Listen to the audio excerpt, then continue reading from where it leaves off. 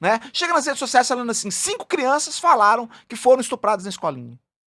Algum sabichão de internet ia falar assim, mas 5 crianças falando, elas não iam inventar, são muito pequenininhas, elas não iam inventar um negócio delas. E se as 5 estão falando, a ideia é, se muitas pessoas estão falando, se muita gente está falando a mesma história, é porque aconteceu. Calma lá, não é porque tá todo mundo contando a mesma história que essa história aconteceu, né? Muitas vezes uma vai induzindo a outra, uma vai induzindo a E você outra. tá falando dessa questão, né, da falsa acusação, e tem uma prática que eu acho assim absurda e que é frequente em grupos progressistas de esquerda, que é o tal do exposed. Uhum.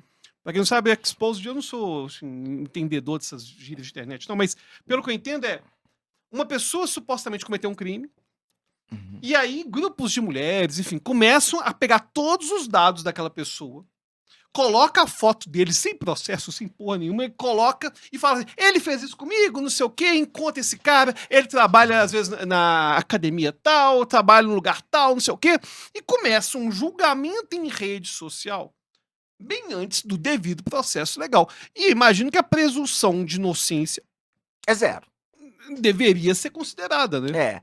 É. A presunção de inocência é uma conquista civilizatória, né? A gente aceita que a gente tem que ouvir os 2 lados antes e dar um chamado contraditório, ouvir o outro lado antes de punir alguém. Por quê? Porque pode dar ruim, né? A história nos mostra que toda vez que se faz julgamentos sumários, a possibilidade de erro é infinitamente maior, né? Então, alguns exposeds, a pessoa pode ser culpada? Possivelmente. Mas muitos podem ser inocentes também. E isso as redes sociais nunca vão saber, porque elas não dão essa oportunidade de defesa. O linchamento é instantâneo, é automático.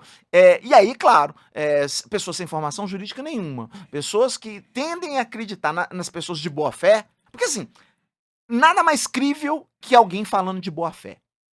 Elas muitas vezes acreditam porque, como eu disse, no caso da escola base, ninguém quis sacanear ninguém.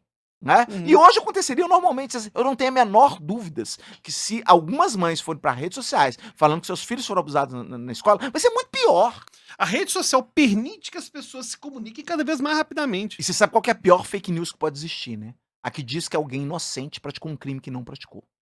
A gente fala muito de fake news científicas, que são horríveis mesmo. Mas nada pior do que uma fake news que aponta para alguém e fala, fez um crime quando ele não fez. Né? E aí, a gente tem isso hoje com a internet de uma possibilidade completamente de manada mesmo. Então, assim, eu não teria dúvidas de dizer que hoje, se fosse escola base hoje, seria muito, mas muito pior. Muito pior. As pessoas seriam linchadas com a mais absoluta que hoje, certeza. hoje existe um linchamento muito mais fácil. Por exemplo, para saber onde que mora o pessoal de escola base hoje é assim, ó. É muito rápido. As redes sociais deles. Então, esses caras hoje estariam muito pior. Agora, o que acontece, e que mais me chama atenção ainda, é a completa ingenuidade, eu acho, para dizer o mínimo, de alguns juízes, de não ter esse senso crítico. Então, assim, se alguém tá me ouvindo em casa e tem filho pequeno, em algum momento, saiba disso, o seu filho pode chegar e falar assim: estou com uma dor no ânus, a sua criancinha lá, estou com uma dor no ânus.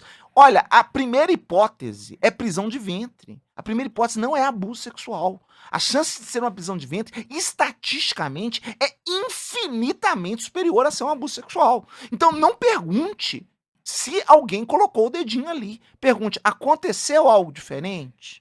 O que houve? O que houve? Como que essa dor, ela surgiu a partir de quando? Tem alguma coisa que você faz que essa dor aumenta? Tenta buscar isso de forma aberta. E se você não sabe fazer esse tipo de pergunta, leva para alguém que sabe, um psicólogo, né? Alguma coisa assim.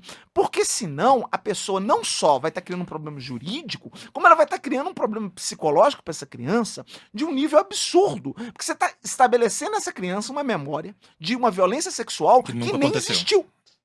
Que nem existiu. E a pessoa, essa criança vai sair de lá, depois de um processo desse tamanho, o sujeito pode até ser absolvido, mas a criança sempre vai ficar na dúvida se ela foi absolvida. Porque uma criança de 3, 4 anos, que você cria um estardalhaço de levar no médico, de não sei o quê, de faz perícia, cara, ela vai ser estuprada no médico. Ela é um trauma, né? Assim. Um trauma absurdo! Claro. A criança não sabe o que é um exame ginecológico, ela vai ser chegada no médico para ser examinada. É uma violência gravíssima. Então, assim, é preciso saber checar. Se perguntar se alguém fez algo, a tendência dela responder que sim é gigantesca. né? E se a criança respondeu que sim, tem juiz que fala assim, a palavra vítima é importantíssima, a criança dessa idade não tem por que mentir. Não tem por que mentir mesmo, não. Mas ela não tem essa noção de mentira e verdade. A criança muito novinha não tem essa Sequer gravidade. tem noção da imputação social Nada. daquele ato, do interdito social daquele ato. Nada. Faz na mais absoluta boa-fé, na mais absoluta ingenuidade. Então, assim, é um trem muito grave para ser resolvido dessa forma. E você vai me falar assim, acabou na escola base? Não. Eu já tive casos assim, que a gente conseguiu absolver a muito custo. Porque a gente não tem nem estatística disso, porque é o viés do sobrevivente. Na estatística a gente não tem Não os tem. dados. A gente não tem dado de falsa acusação. Porque tivesse dado, os dados que a gente tem de falsa acusação, até que você comentou, né, da reparação e tudo, eles são mínimos. Que é dificílimo de você Cara, a comprovar depois. quantidade de gente que às vezes não tem acesso a um bom... Pega um preto pobre da favela que foi acusado falsamente, não vai ter condição de pagar um advogado top pra dar pra ele o direito ao contraditório, a apresentação, não E vai. mesmo se você for pensar na questão da arbitrariedade de um juiz qualquer, você está pensando que você está gerando novos gastos, novas peças, uma Sim. instância superior que vai ser mais caro. Se você tiver que buscar uma matriz constitucional, então a defesa oral, pensa quanto que é o gasto disso. Inviável. Mesmo para uma pessoa de classe média, esse gasto chega Social. num ponto que ele vai ser inviável.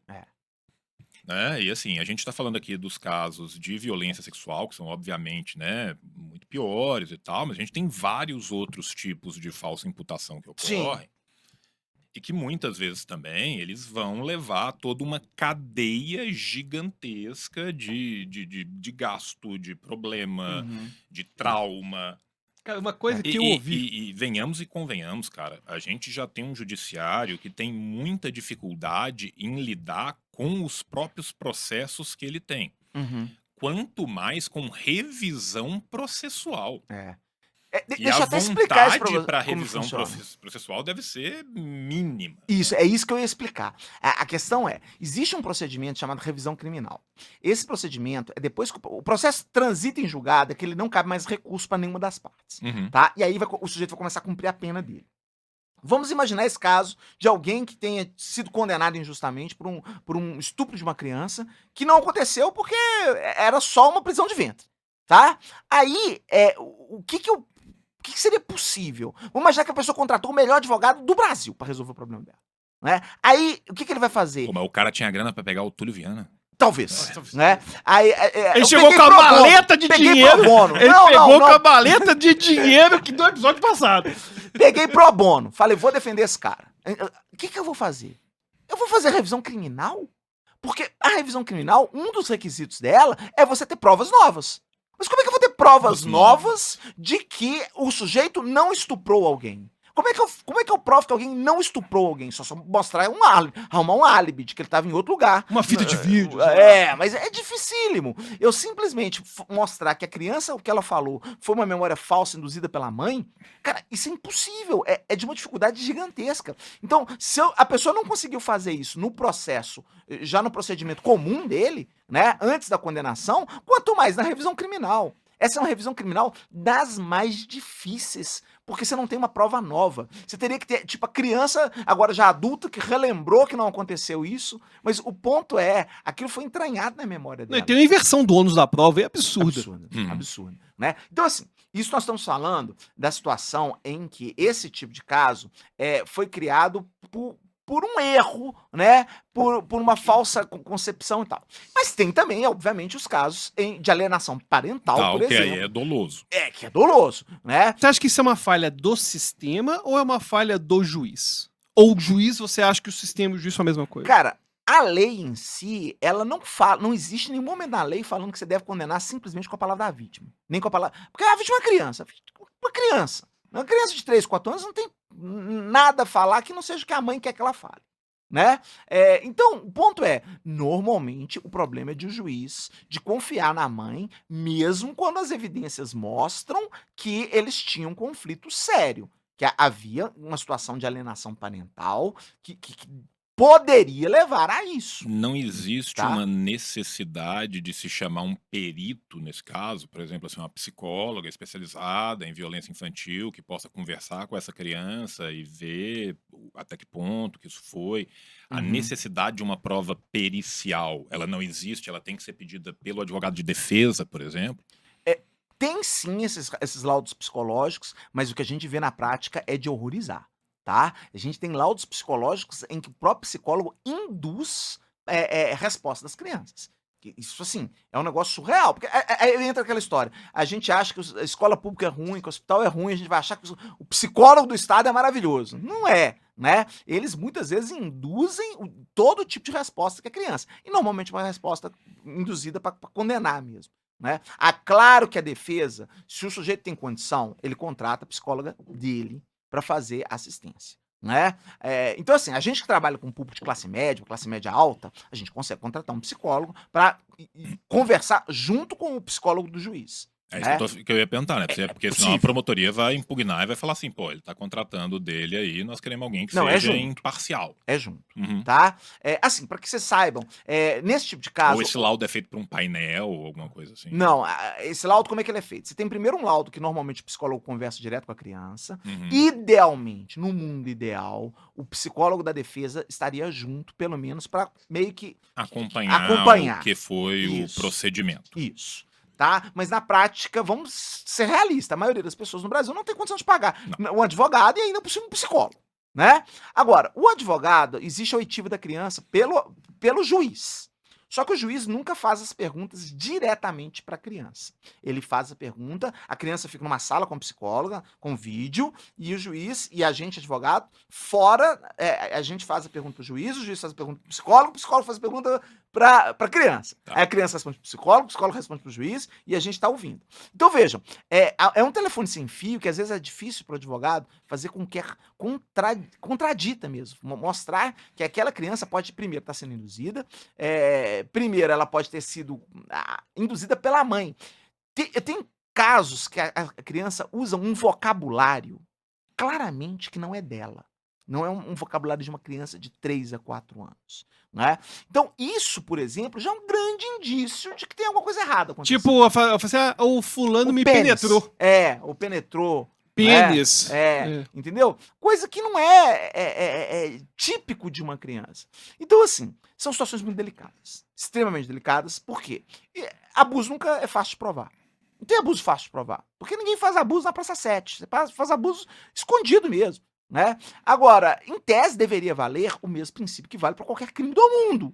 Que é indúbio pro réu. Você ficou na dúvida? Você absolve. Ficou na dúvida, absolve. Né? Mas muitas vezes o juiz acha grave demais. Devia ser o contrário, né? É grave demais para eu condenar alguém sem ter certeza. Mas ele pensa, é grave demais, não pode ficar sem punição. Eu sempre lembro do seriado que eu já comentei com você já, daquele juiz. Tinha um seriado dos anos Judge 90. Dredd. Não, Judge Dredd. Não, era com Lorenzo Llamas, que era o renegado, que ele era um juiz de dia, mas à noite ele era selvagem. Nicolas Marshall. Que é de dia. A justiça é cega, mas enxerga no escuro. Exatamente. Aí chegava... Te prendi, Deus tá fudido comigo. Aí ele chegava de madrugada com a moto dele, matava o cara, enfim, eu não lembro direito como que era, não. Porque o grande problema é que as pessoas veem o direito com sede de vingança. Sem dúvida. A questão da retribuição é um negócio assim, isso não pode ficar desse jeito. As pessoas estão querendo ver o cara se fuder. Não é à toa que quando tinha cadeira elétrica, era comum o cara ficar as mesinhas, cadeirinha, a família quer assistir. Sem dúvida. Quer ver o cara agonizando, quer ver o cara se fudendo. Eles não querendo justiça. E quando tem criança e adolescente na jogada, esses casos, eles tendem a criar um clamor público, uma necessidade de punição gigantesca.